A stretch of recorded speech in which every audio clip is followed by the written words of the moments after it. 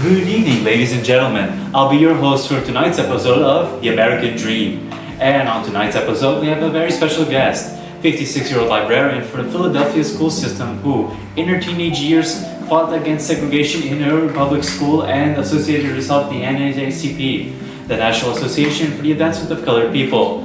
Please welcome Mrs. Barbara Johns Powell. Good evening, madam. How are you? I'm doing great, and you? I'm doing amazing. Please, have a seat, have a seat. Before we start, how would you like me to refer to you? You can call me Barbara.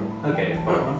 You have to sorry my attire. I just came from the school I work and I didn't have time to change. Okay, there's no problem. We don't really have a dress code here. So, Barbara, we have a couple of questions coming in from our audience and we'd like to ask you them if you don't mind. Of course. Alright, so our first question is about your job as a librarian. Did you choose that profession, did you choose that occupation because of your time serving as an activist? Do you think all those moments when you were younger contributed to becoming a librarian? Well, more than a fight against segregation, I've always fought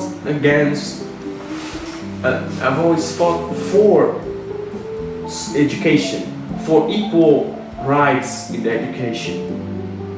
So when I took my degree, when I decided to become a librarian, I believe it has something to do with that fight for education, because I always wanted to help people gather knowledge, evolve in life, study, educate themselves, and that is exactly what I do as a librarian. What a noble cause. And now for our next question, it's related to your moments in your childhood. You grew up in Prince Edward County, right? In your father's farm, in your family's farm. We'd like to ask you, do you miss those times? Do you wish you could just somehow turn back time and relive those moments as a child, carefree or maybe there's something that doesn't really excite you about going back? Well, there's always some sort of nostalgia associated with your childhood memories. You always have that little wish in the back of your mind to return to those simpler times. But I've conquered so much in my life. I took my degree, I moved to a better place, I met my husband, I had my children. So if I return, I would lose so much. So no, I wouldn't go back in time. Alright.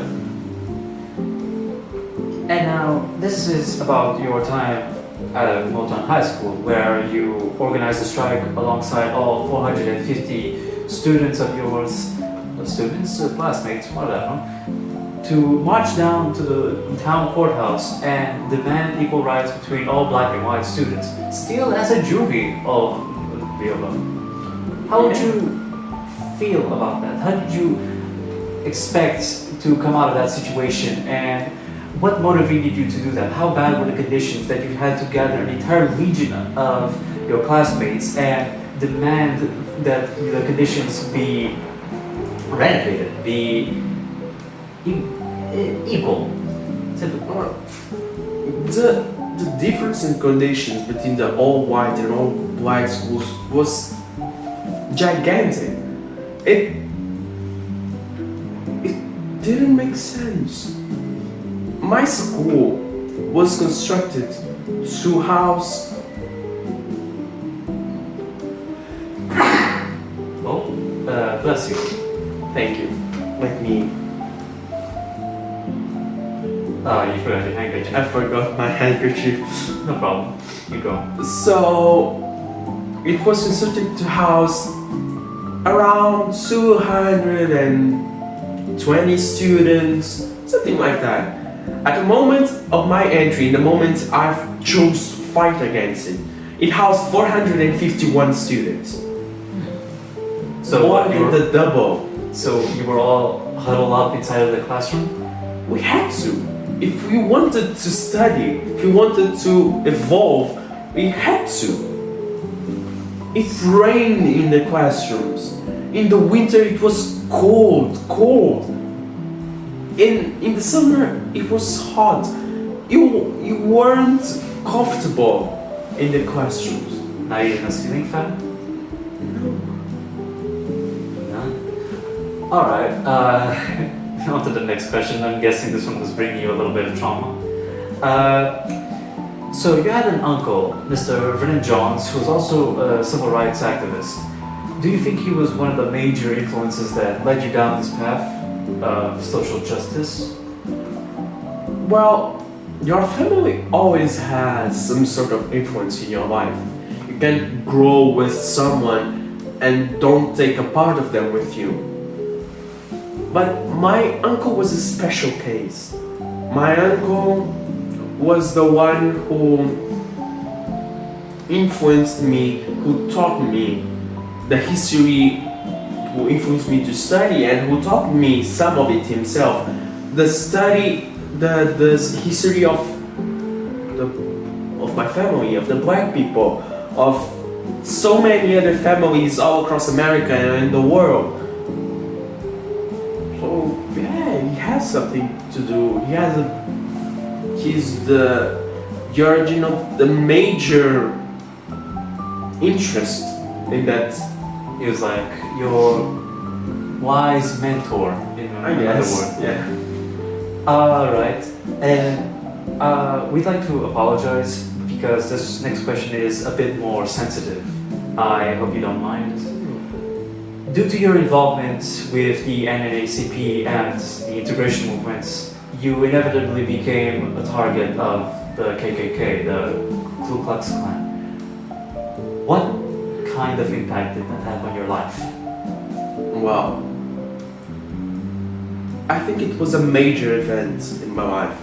You can't just wake up one night to see a cross burning in your yard and just go back to sleep and say, it's nothing. But surprisingly, I think it was a great thing to happen in my life, really. Because if it wasn't for that, I would still be in Virginia, in my family's farm, just doing nothing with my life.